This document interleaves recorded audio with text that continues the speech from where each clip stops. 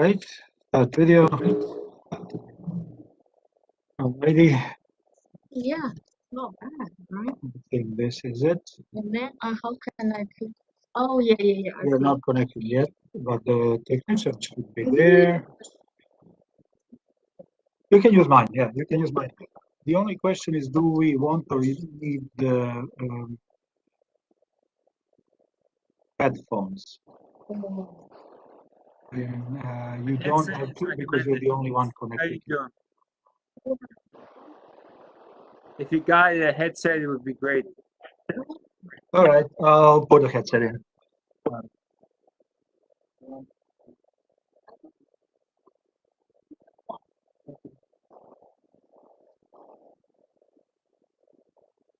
To do that would be, it's always better,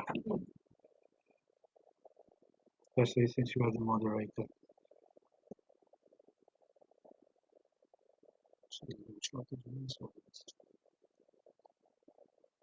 Morning, Rakia.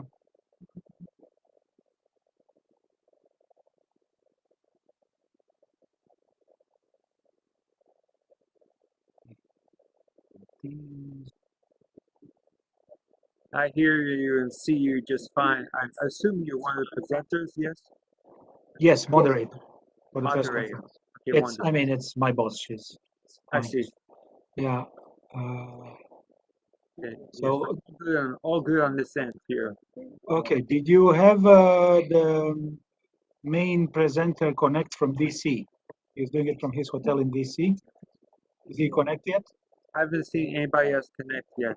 You have not. Okay. so we How much time do you have? 10 minutes. Maybe we should call it.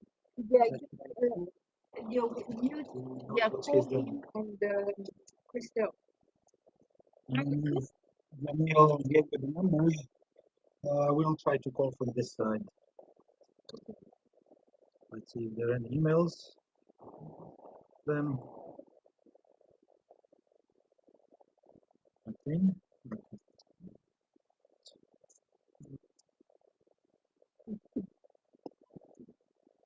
No, this one. Right. Okay. Better? You can sit here. Okay. Yeah. Click. Oh. Hello. Hello.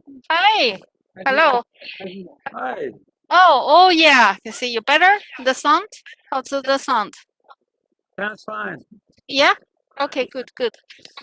Let's try to, we're texting a colleague in DC who is supporting the Rapporteur. They're Okay. in DC. Okay. Okay, now I need to, however, Lena, you may need to closing your email. I'm going to log off with your email, otherwise it pops in all the time. Yeah, I don't know. Close? Okay. Okay. All right. Standing by. Good. All right. Yeah, cool, Crystal. I sent him her. All right. And then I need to mute, right, when the others speak. Yeah, when not talking, you should mute. Hi, colleagues. I have a question. When the others speak, do I mute? How do I mute? It's on the keyboard, right? The mute. Control. Oh, yeah. Here, I can see it now. Button on the bottom of the screen. Yes. Okay. All right. I got it. Thank you. Should be fine.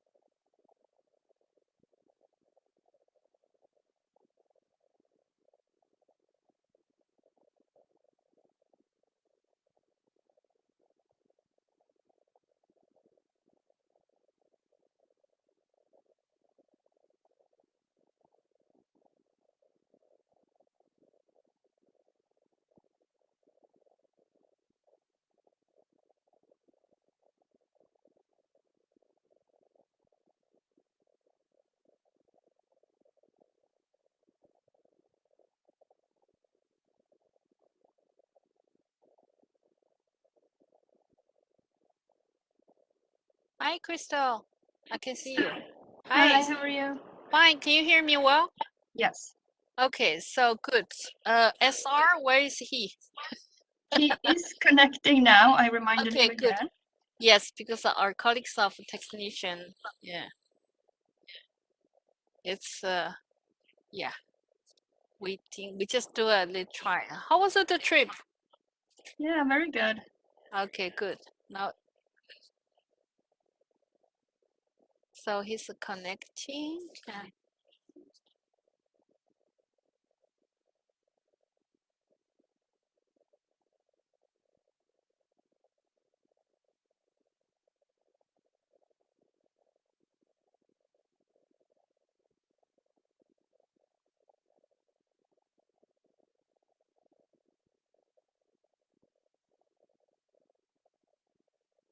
hi, Crystal. Nenad is with me in the room using his phone. So if there any issue, you communicate with him via Teams. Okay. Yeah. So SR, he's not in the same room with you, right? No, because we're at the hotel, so he's in his room. Okay. So let's wait for him to connect. We'll have a few minutes, so I should be fine. All right. Let's stand by.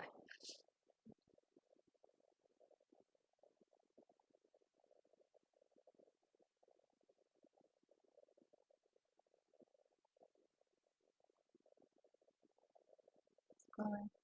Hello?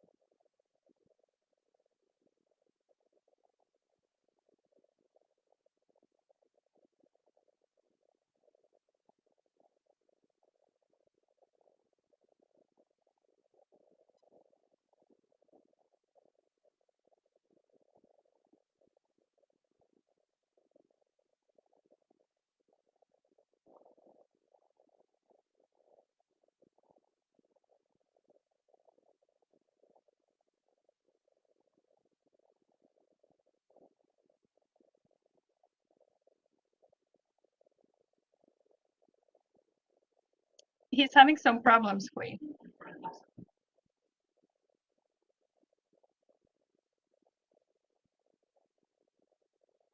What problem? Can I think technician support can call him. Yeah. Colleagues of technician will call him. Okay. You have his number? I gave it to Nenad. Yeah, I think yeah.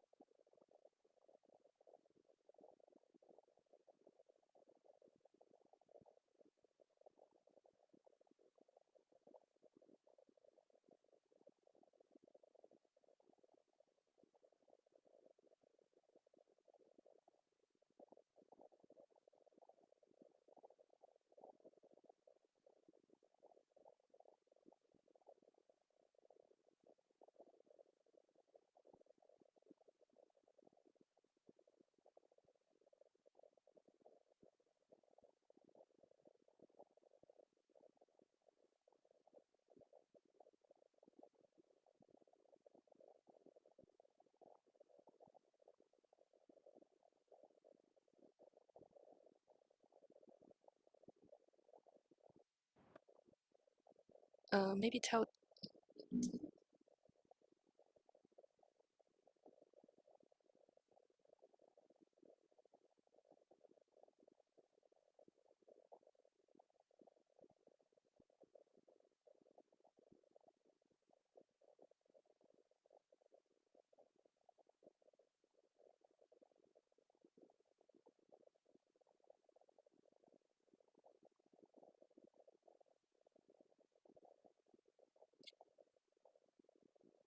Good morning, everyone. I just perhaps if allow us to, we were going to start very soon. It seems that the special rapporteur has some difficulty to log in WebEx, so I beg you to be a little bit patient for a few minutes. As soon as he's logging, we start.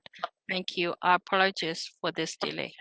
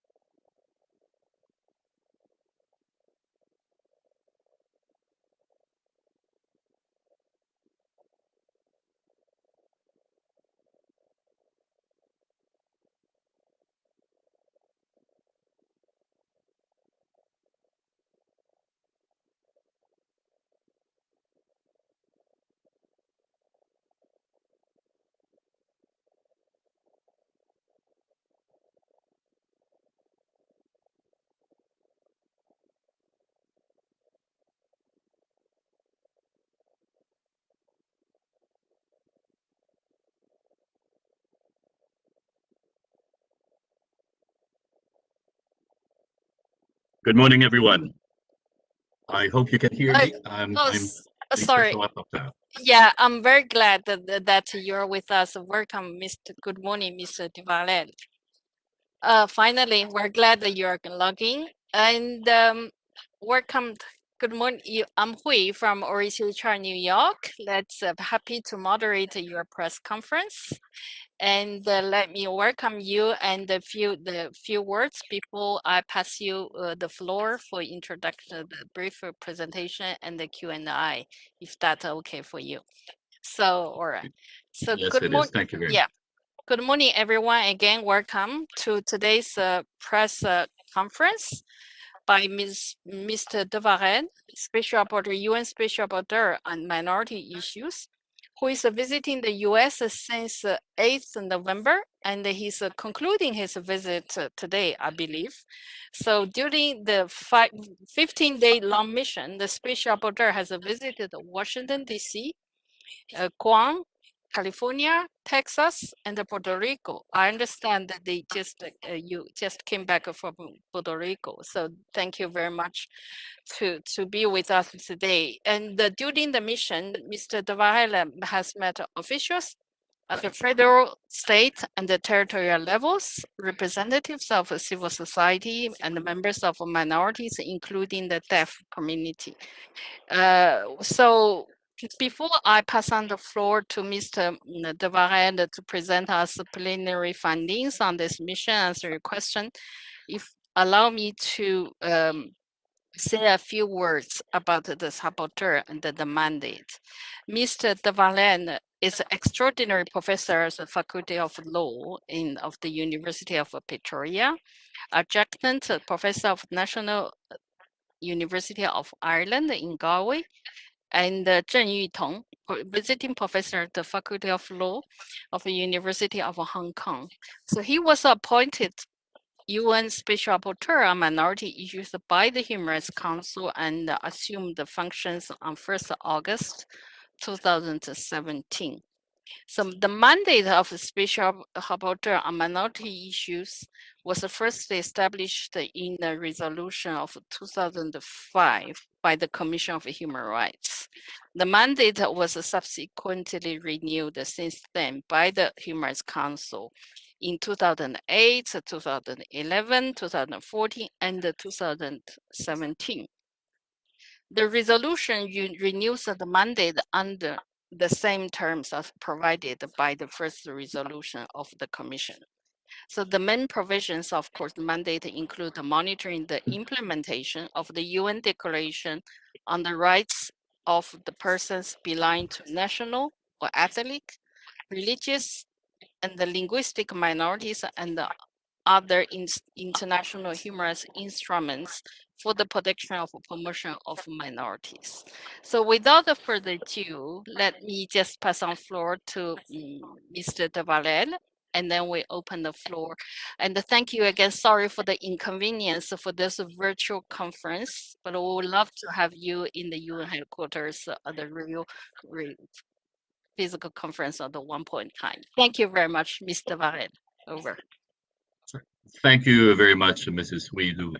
And thank you. Apologies to everyone for for the delay in being connected to you. This is members of the press, ladies and gentlemen. First, I'd like to express my thanks for the invitation of the government of the United States and the State Secretary Blinken to conduct an official visit in my capacity as mentioned earlier, as UN Special Rapporteur on Minority Issues. And in order to assess the human rights situation of persons belonging to minorities in the country. As was mentioned, I just concluded today my official visit to the United States, which took place from the 8th of November to today, the 22nd. As was mentioned, I am an independent expert who reports to the Human Rights Council and the General Assembly and advises on progress, opportunities, and challenges encountered in the implementation of the human rights of persons belonging to minority. Today, I had a meeting with the State Department and also a number of other federal officials to share with them a statement on the end of mission, my main observations, and some preliminary conclusions. This is not my final report. My final report will be much more comprehensive and detailed, and actually be shared with the government, but also with the United Nations Human Rights Council in March of 2022. Maybe I would like to just mention also before getting into the substance that this country mission included visits to Guam, to California, Texas, and Puerto Rico, in addition to Washington, D.C., that it included also on-site visits in locations such as Vieques in Puerto Rico and in the northern part of the island of Guam.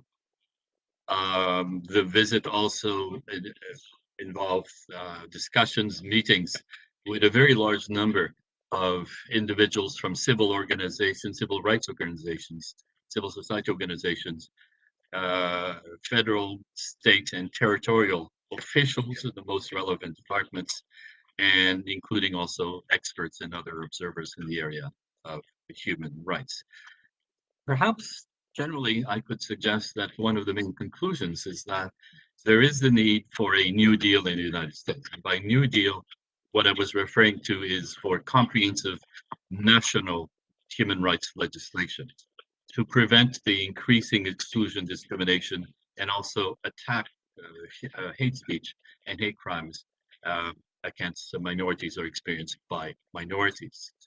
The area of human rights in the press release and press statement, which I think some of you will have received, highlights the need to overhaul legislation to prevent what is in fact an increasing area or an increasing situation where minorities tend to be targeted, to be excluded, and even excluded in terms of access to public services and even into the right to vote. And that there is the need for a legal landscape for the protection of human rights that is far more comprehensive than it is today. And in fact, my end of mission statement and my final report were highlight where there are at times contradictions and even incoherence in the protection of the human rights of minorities in the country. I mentioned specifically that what we have now is rather a patchy tapestry of laws that were first drafted almost 60 years ago, but that this patchwork of legislation and other measures are showing signs of fatigue. That the US also, in terms of a general observation, is a nation full of paradoxes when it comes to human rights and minorities. While on the one hand, it's the land which welcomes the world's tired, poor, and huddled masses, but we all know that history has shown not only that there was slavery, that slavery led to one of the world's most brutal and civil wars, but it was also historically a society where racial discrimination persisted into the 20th century and where indigenous peoples' experiences have for centuries been one of dispossession, brutality, and even cases of genocide. One of the observations is that there have been very significant and hard-won human rights gains made mainly during the civil rights movement in the 1960s, but that the US stands out among democracies for its incomplete legislation for the recognition of human rights and for their protection. And one of the results of this is that minorities and indigenous peoples also are the most likely left behind in times such as these, particularly where we're seeing upheaval, uncertainty, and crisis linked to different phenomena. I mention and I highlight that recent years have seen these deficiencies in human rights protection and legislation, and the phenomenal growth of hate speech in social media, growing inequalities between the have and have-nots, that these phenomena have led often, very often even, to minorities and indigenous peoples being disadvantaged and even excluded. It has led to situations where there are toxic conditions and even an unhealthy pandemic of the mind, a poisoning of individual minds and society in many parts of the world that actually allows hate, racism, xenophobia, and similar phenomena, scapegoating, for example, to actually propagate, spread, and even increase. So during my visit, I met with officials at the federal, state, and territorial levels, and others who actually kept raising these issues, how they were concerned by the hate, the increase in intolerance and bias, and how they felt minorities, in fact, were increasingly, and I emphasize the word increasingly, marginalized, excluded, and their human rights denied or ignored in a number of areas. The mission is more than just pointing the finger and signaling areas where the human rights guarantees are not sufficiently complied with. I did note that there have been significant changes taking shape in 2021 following the last federal elections, and I commended the U.S. government in a number of areas for initiatives such as executive orders and various programs and new policies, including with dealing with anti-Asian hate speech, dealing with the operation of the criminal justice system in areas that affect disproportionately minorities such as African Americans and so forth. But I did emphasize that there is a lack of a comprehensive national human rights legislation, which needs to conform much more closely with international human rights obligations. I emphasize that there also needs to be a national human rights institution in line with the international principles, what we call the Paris principles, for the protection and promotion of human rights.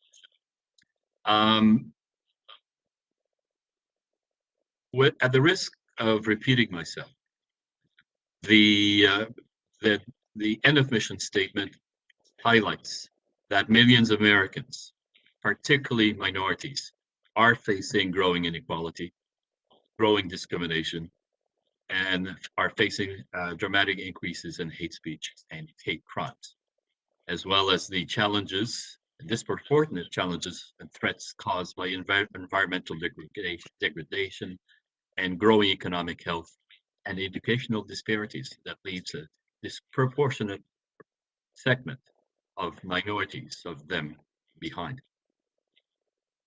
I highlighted also the situation of African Americans, particularly in the wake of the George Floyd, Breonna Taylor, Ahmaud Arbery, and so many other examples.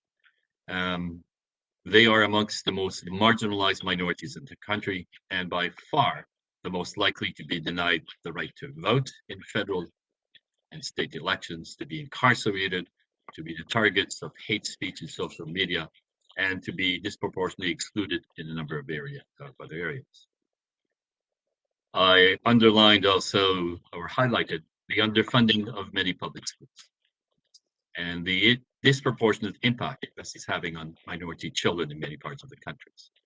Minority children tend to be concentrated in public schools, and any kind of under-resourcing of public schools, for various reasons that my end of mission statement refers to briefly, will actually have the effect of disadvantaging even further and not providing the education needed for minorities to surmount certain disadvantages or some of the conditions under which they may live. I also express my deep concerns at the sentencing disparities and incarceration rates for minorities in the criminal justice system. In particular, African Americans and Latinx minorities find themselves disproportionately at the receiving end of criminalization and marginalization that crushes them in what I describe as a generational cycle of poverty, with a legal system that is structurally set up to disadvantage or set up to advantage and forgive those who are wealthier and penalizing those who are poorer, particularly minorities of color. And acknowledging the values of equality, liberty, and democracy, it's my hope that those values will also guide the U.S. responses vis-a-vis the human rights of persons belonging to minorities and help bring about much needed institutional and legal changes needed to confront the daunting challenges of the first half of the 21st century. I will just highlight two areas, specific areas, which my end of mission actually focuses on: the right to vote and the right of minorities to equal political participation. I conclude that there is, in fact, what could be described as an undermining of democracy, with a phenomenal number of legislative measures in different parts of the country, which have the effect, whether it's intentional or not, but it certainly has the effect of making the exercise of the right to vote more difficult for certain minorities. There are also situations of gerrymandering, which clearly suggest that certain individuals, particularly those that belong to minorities, have their voting role being diluted. I gave the example of Texas, of SB 1, an omnibus legislation, which seems to be resulting with barriers, a number of barriers, including language barriers and other measures that will clearly disproportionately impact on certain minorities, and therefore seems contradictory with the approach in a democracy, which should be to facilitate the exercise of the right to vote for everyone equally.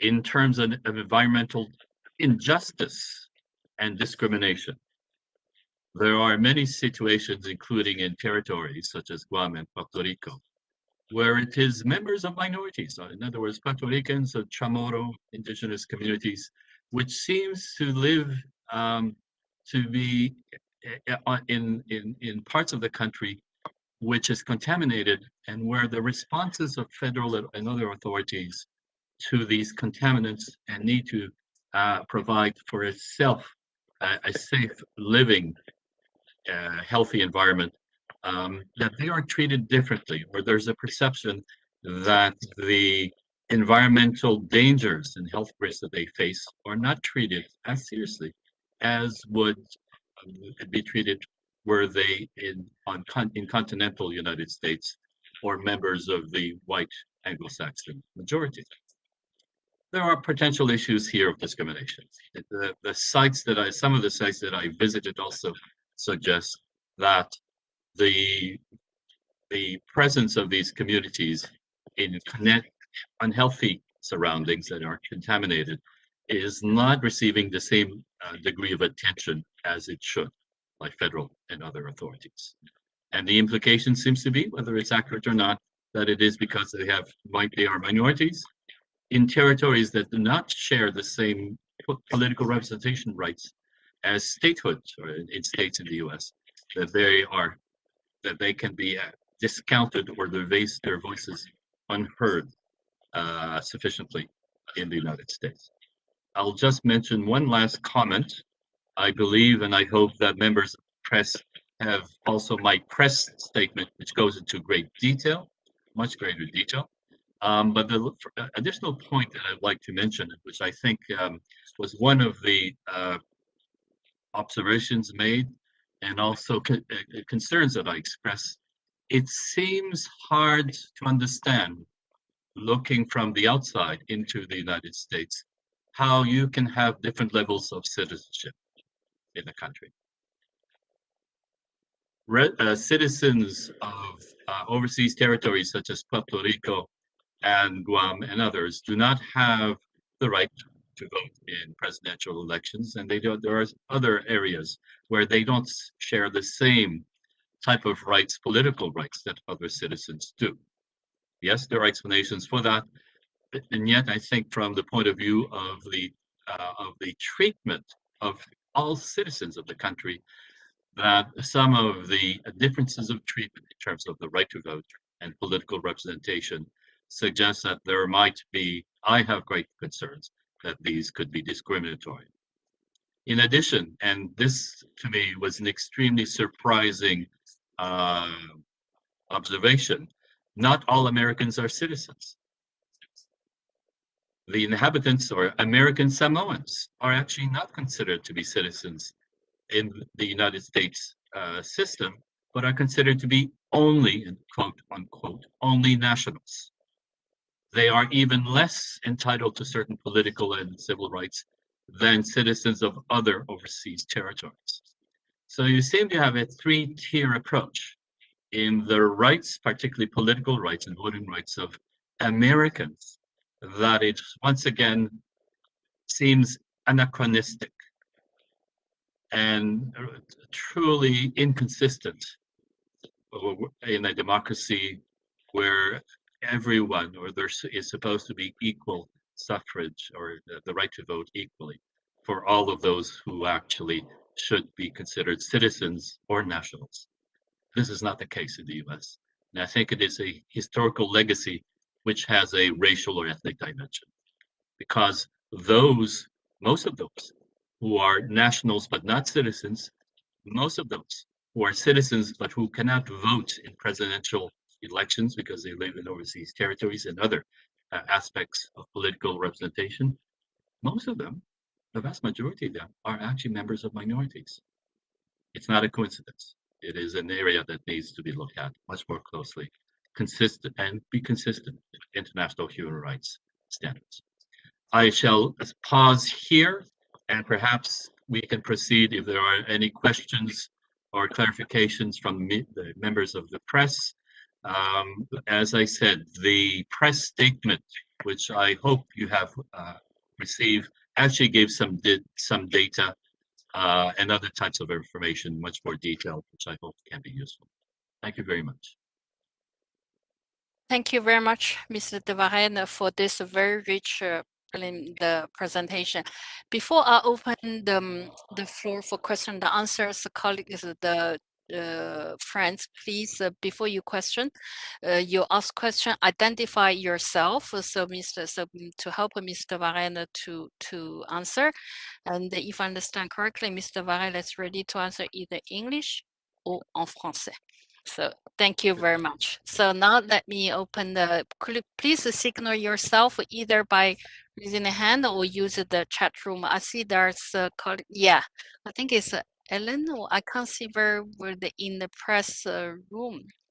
Please go ahead. Yes. Yeah, madam. Thanks very much. My name is Dulcie Leinbach. I'm from Pass Blue.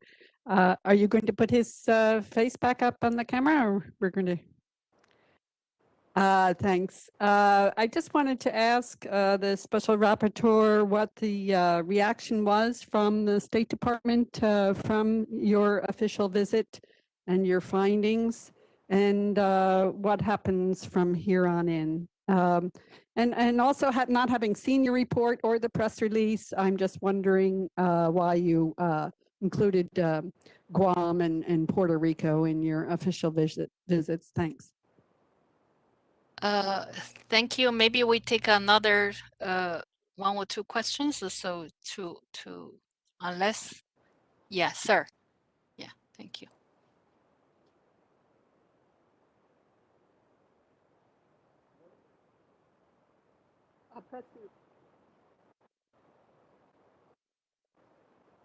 Hello? Yes. Can you hear me? Yes. Yes, okay. My name is Javier Otozo from the FN Newswire, and I'd like you to elaborate your comments on Texas and the right to vote. I understand that it is a problem of a linguistic problem, maybe, or what kind of problem do these citizens have to have the right to vote? Thank you. Thank you. Any other questions? So far, I think that's what I've seen. First, let me ask the kindly Mr. de Varennes to get back. The first one is about what the visit, the venue. Second one is about the vote in Texas. Mr. de Varennes. Thank you very much. To respond to the first question, there was a question in relation to the reaction of the State Department. First of all, I must say that the cooperation of the State Department for the organization of this mission was very positive, very good. The response of the State Department in a very preliminary way, I think, is one of appreciation that my report can identify the good practices and areas where there can be improvements. It has to be understood that this mission is hopefully to establish a constructive dialogue, that it will lead to discussions with the State Department and other officials on ways the United States could better protect the human rights of minorities that flow from international human rights obligations. The response, therefore, was, I think, appreciative of this beginning of a process, and that it did recognize that there were areas, of course, where the United States is not perfect when we talk about voting rights or other civil rights or other rights. And I think that's the way it has to be understood. And this is the way I understood also the reaction. No country is perfect. There's always ways to improve, and hence the importance of identifying good practices. And it was important, I think it was recognized, that my role here is to try to engage with officials of the government in the hope that we can actually identify ways that perhaps some further progress can be made in relation specifically to better protecting the rights of minorities. I did indicate that there were initiatives of the Biden administration, which I believe were very important steps into strengthening certain aspects of the right to minority, the participation of minorities. One clear example is addressing anti-Asian hate in the country. And there is an executive order and there's some legislation, I think, in that regard. And I made some comments about that, perhaps, where there could be additional improvements. And so, once again, we didn't go into much detail. It has to be understood that the statement that I issued today is a preliminary observations, mainly to identify the main areas, the main observations, and that from now on, for the next months, there will be finalizing of my reports based on partly with the reactions to the observations that I've made until now to the State Department and other officials, and that hopefully we will be continuing to collaborate with them. Why Guam and Puerto Rico? Because they are citizens of the United States. Let's be clear about that. When we talk about international human rights, we're talking about the human rights of all Americans. And in parts of the United States, not all citizens, not all Americans are treated equally.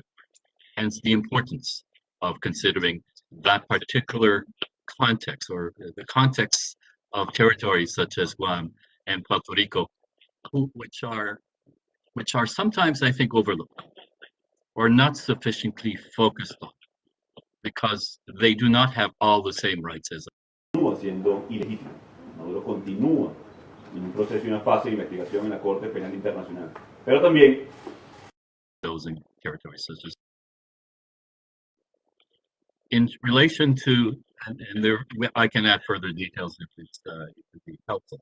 In relation to the situation in Texas, there are quite a few measures, and I hope you will be able to get the copy of the press statement or even the television statement made to the State Department.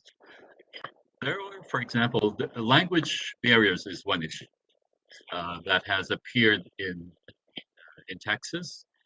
That the new legislation SB1 seem to create obstacles for individuals who have limited English proficiency, for example, to access language assistance. And there seems to be a slightly more difficulty in providing, or obstacles in providing language assistance for individuals who are not completely fluent in English. Other areas which the legislation in Texas seems to create barriers which will impact mainly on minorities is the elimination of ballot or boxes, mail-in boxes for ballots, which would tend, if you have less facilities, less areas for voting, which are these outside mailing boxes for votes being cast, those who don't have transportation or easy access to transportation, those who actually do not work necessarily regular office hours, will not have less opportunities of casting their votes by these alternative means. Though the people that I've just identified tend to be minorities, let's be very clear. That's what the data provided seems to suggest. And this is one of the measures which has a disproportionate impact on minorities in the exercise of their right to vote. The less opportunities, or the less measures to facilitate as much as possible voting, those that are most likely disproportionately to have the right to vote reduced or make more difficult are demonstrably minorities. Another barrier includes the limits on assistance which can be provided within the polling stations. I'm trying to find a document here in front of me, and I apologize for that. I don't have it in front of me. But one of them makes it possible for partisan poll watchers within the polling station to intervene and perhaps even harass voters. This measure, which is in fact contained in a sense in the Texan SB1 legislation, means that electoral officials will not be able perhaps to protect voters as much against harassment as was previously the case. I will send to you the detailed explanation in that area so that I make sure it's not explained improperly. But there are, in fact, I have expressed concerns in that respect because there is evidence, or there was some of the human rights defenders of minorities in particular who expressed concerns that minority voters are more likely to feel harassed or intimidated because of some of the provisions contained in the new legislation. I'll pause there and hope I can find the further information that was requested, but the end of mission statement actually does contain further examples of the kind of measures that can be deemed to be restrictions of the right to vote. And I want to emphasize that my final reports, which will be shared with the government of the United States, will actually detail much more precisely the content of areas of concern in relation to voting rights, because the intent of the end of mission statement was more to give a overall areas of where are my main observations and concerns. Thank you very much, Special Rapporteur. Any other questions from journalist friends joining in the virtual room? Or follow-up question from the room? If not, unless the Special Rapporteur has any additional, I think we have to conclude before noon, but we still have a few minutes if the Special Rapporteur wishes to have any additional comments, concluding remarks. Otherwise, I don't see any questions, comments, or you wish to conclude? Or yeah. I will conclude. There's one question. Sorry, I think. Oh yes, Stephanie has one question. Please go ahead. I will give you yes. Thank you. Oh, hello. Thank you. I hope you can hear me from Stephanie, Geneva. yeah. Yes. Thank you. Go From ahead. Geneva, Reuters, Stephanie Nebehe. I wondered if the rapporteur could share any other concerns that he may have regarding the potential undermining of democracy in the US, or potential efforts to undermine democracy in the US, in addition to the narrowing of right to vote. Thank you very much, Stephanie. Indeed, one of the areas, and I hope you can hear me, I'm hearing some static. One of the areas I mentioned in my statement, which I will be elaborating on, is the issue of gerrymandering. There is a situation, and I will use the example of Texas because that did come up also. The last census, national census, showed a very significant population growth in Texas in 2020, which meant that Texas, there was a redistricting so that Texas would gain an additional 2 electoral districts based on this population growth. Now, the population growth in Texas, 95% of that population growth is amongst members of different minorities. In fact, about half of that growth is actually is connected to the growth in Latinx or Hispanic members of that minority. However, the 2 new states that were gained by Texas, it was brought to my attention, have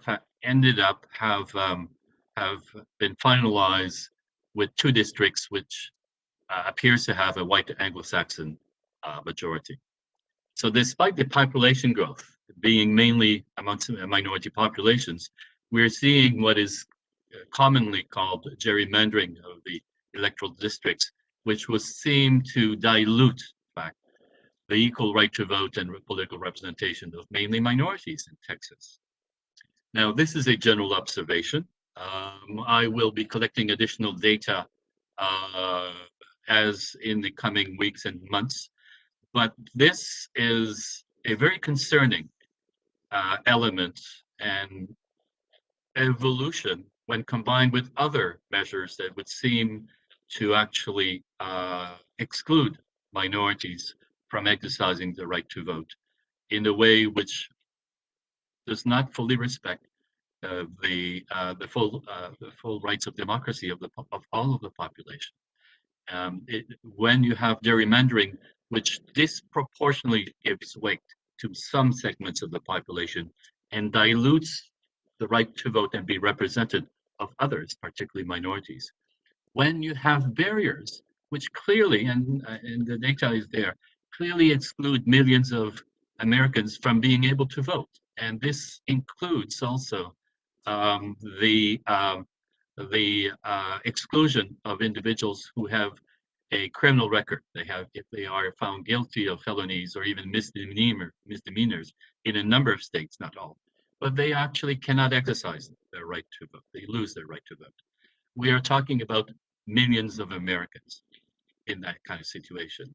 And given that most of these tend to be individuals who belong to minorities, I think we have a situation where, as famously, some of you will have heard of Alexis de Tocqueville, who wrote a seminal work on democracy in America.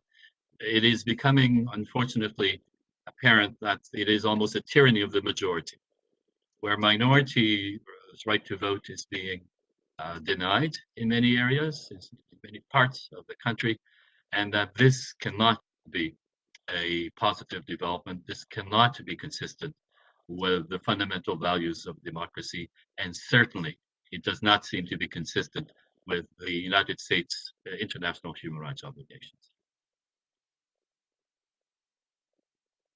Thank you very much, Special Rapporteur. Any other questions? Final one? Oh, yes. Go ahead. So yeah, last yeah. one before we close. Thank Thanks. you. Yeah. Thanks. In light of your description of Texas, what did you find overall in California? Thanks. Thank you very much. In fact, in my statement, I do mention that there was a number of initiatives in California which I consider to be very positive, good practices.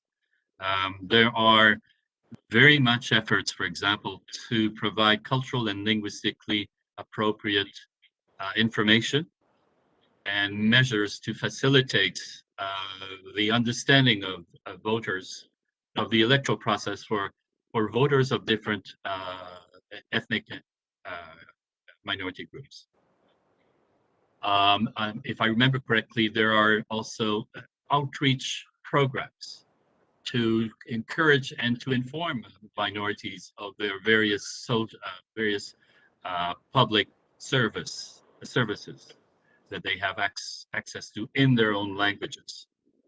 And during the pandemic, there were a series of initiatives to try to reach out, very specifically targeting various communities, minority communities, which might not, for example, have facilities or who might have linguistic or other barriers in accessing information on how to protect themselves and others against the COVID virus.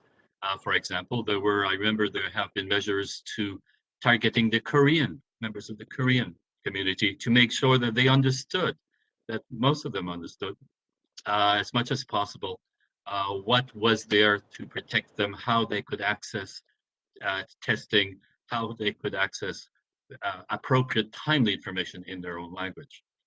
So in the case of California, I think that California stands out in a number of the awareness and sensitivity to recognizing and addressing the reality of the multicultural population that makes up all the inhabitants of California. And I think in my statement also, I highlight a few more of those. I think in the case of California and its approach to bilingual education, it is an interesting model from which there are some lessons that can be extracted, and which I would even say is much more in harmony with international human rights obligations of minorities than other parts of the country, which I've seen. Thank you very much, Special Rapporteur, Mr. de Varennes, on this very final comments, answer to questions of the press. I don't see any others.